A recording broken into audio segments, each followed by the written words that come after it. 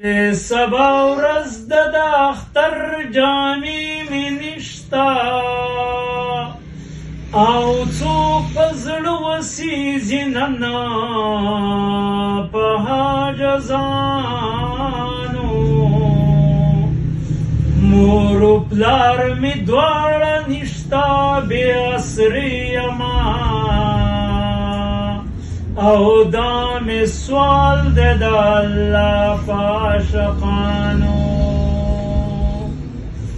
نه وي چې مې سر په تېلو غوړ کې سترګې تورې او بیا مې ښکل په دواړه ماخه کړي ځوانانو ماشوم دا خبرې کولې د ارمانه او پاک